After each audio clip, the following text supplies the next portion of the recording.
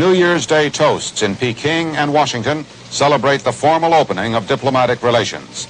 Heavy snows and ice hit the Midwest and the Southwest.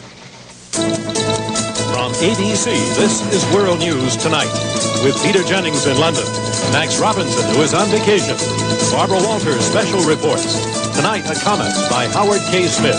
And from our desk in Washington, Frank Reynolds. Good evening. On this first day of the new year, the United States and China formally began a new relationship. Full diplomatic recognition exists now between Washington and Peking. But for so historic an event, the actual ceremonies have been surprisingly informal. We have a series of reports tonight on Recognition Day events in both countries. First, here is diplomatic correspondent Ted Koppel in Washington. It was still dark this morning and drizzling when Ambassador Chai led the staff of what is now the Chinese embassy in Washington to the front of that building for a flag-raising ceremony. The strains of the Chinese national anthem blared forth over Connecticut Avenue in the form of a recording. And for the first time in more than 30 years, the flag of a Chinese government based in Peking flew officially in the U.S. Capitol.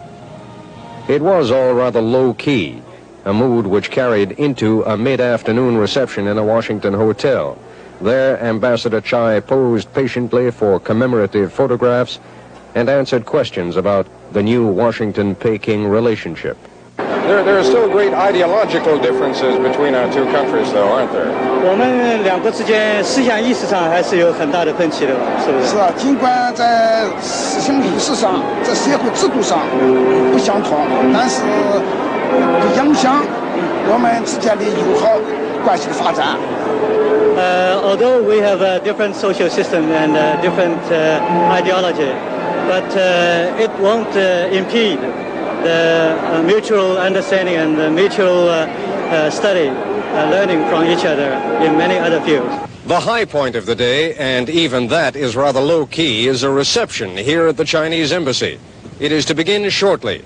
Heading the American guests will be Vice President Mondale and Secretary of State Vance. Considering the many years and difficulties that went into reaching this moment, it's all very much of an anticlimax. Ted Koppel, ABC News, at the Chinese Embassy in Washington. Overseas today, it was as historic a day in Peking as it was in Washington. Amid the formalities between Chinese and American officials, most dispatches note the inclusion of Chinese fireworks and California champagne. ABC's Jim Laurie is in Peking, and he has a full report. With glasses of California champagne raised high, China and the U.S. marked the beginning in Peking of their new relationship.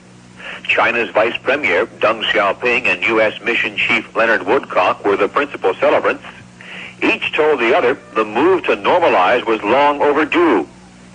Both look forward to the official opening of the U.S. Embassy here March 1st.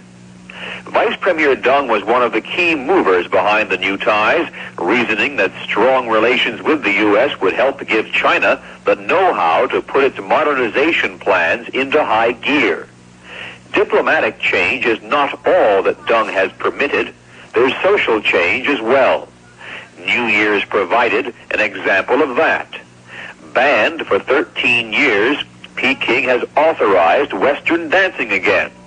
And the government-operated International Club sponsored a New Year's disco dance party. As the minutes to midnight ticked away, everybody joined in. Chinese, while not discarding Mao jacket blue for John